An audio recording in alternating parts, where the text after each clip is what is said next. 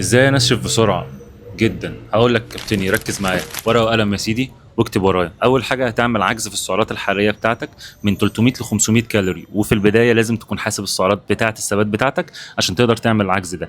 تاني حاجه البروتين بتاعك هتاخد من 1.5 ل 2 جرام لكل كيلو من وزن جسمك الصافي من غير دهون. يعني تحسب العضلات ما تحسبش وزن جسمك كله، وفي الاخر هتلاقي نفسك محتاج 120 جرام بروتين، 100 جرام بروتين بالكتير قوي. ما تكترش من البروتين، ملوش لازمه قوي في الجسم زي ما انت متخيل.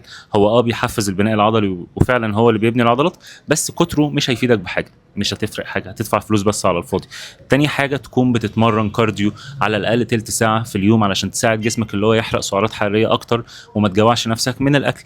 تالت حاجة اتأكد انك بتنام 8 ساعات بالليل. رابع حاجة اتأكد انك بتاخد يومين راحة على الأقل في الأسبوع علشان جسمك هيكون مجهد من عجز السعرات الحرارية وكمان من التمرين اللي هو كارديو وحديد. خامس حاجة كل سلطة كتير عشان ما تجوعش، اشرب مية كفاية علشان ما تبقاش ناشف أو عضلاتك ناشفة وجسمك ناشف فتكون معرض للإصابات في الفترة دي. سادس حاجة على ما أعتقد، سادس حاجة اتأكد انك ماشي بنظام تمرين ما يكونش مجهد جدا على مفاصلك، لأن ساعتها جسمك بيكون تعبان شوية فما يكونش مجهد جدا. تامن حاجة اعمل لي متابعة بقى علشان تشوف فيديوهات زي دي كتير. سلام.